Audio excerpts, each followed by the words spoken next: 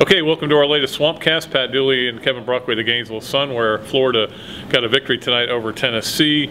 And Kevin, it was really a strange game, and they played so well early and then so poorly the last 10 minutes of the second half, and then really well in the second half. Yeah, only 2 points in the final 8:33 of the first half, but really came out, and I thought that, Parsons, that three-point play early really energized them, and then certainly Kenny Boynton, 20 of 22 in the second half, hit some big shots.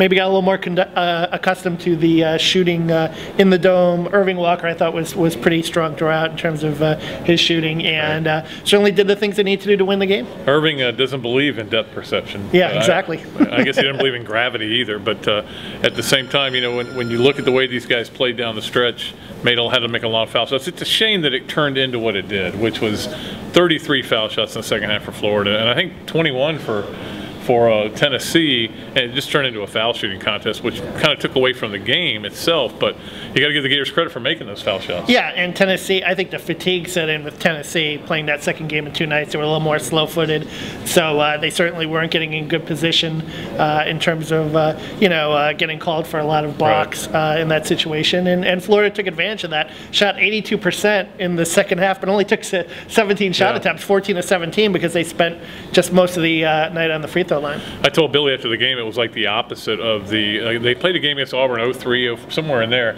where I think Auburn shot 45 free throws, and Billy was yelling, "Stop fouling!" to his players, but they didn't.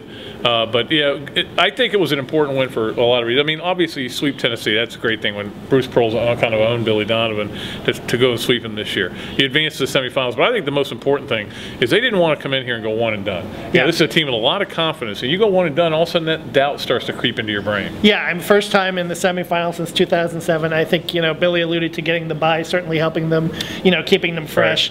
Right. But that might have also contributed a little of the rustiness in the first half, I thought too. In Tennessee with scoring 9 points off 8 turnovers in the first half. Florida a little sloppy with the ball. Tennessee being very aggressive, and certainly Florida not getting the calls on the hand checks. And then in the second half, Florida, Chandler talked to me a little bit about just being strong with the basketball. That was kind of the key. They took care of the basketball a little better, and obviously executed well on offense and made their shots. Yeah, if another team is hand checking you and you're passive, they're not going to call it. Yeah. But when you're aggressive too, and you're going to the rim and you're making them, they're going to call more of those fouls, and I think that's what happens. We don't know who they're going to play yet as we do this. It's actually a tie game out there. Vanderbilt, Mississippi State. We'll see who it ends up being.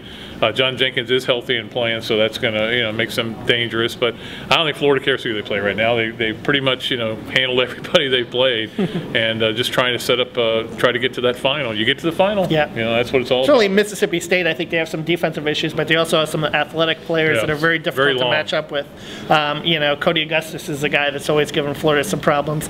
On the Vanderbilt end, John Jenkins, phenomenal shooter. Obviously Jeffrey Taylor, Festus Ezeli, and Tide. So I think whoever they play, I think talent level is similar, but whoever they play, they're going to be in for another battle to try to get to Sunday and get to the finals. We'll see what happens. Of course, Kentucky, Alabama on the other side. That'll be a war tomorrow. Looking forward to watching both those games. And we'll be back here at the Georgia Dome then and do a Swampcast after that game. Until then, Pat Dooley, Kevin Brockway, the Gainesville Sun, saying so long from Atlanta, Georgia.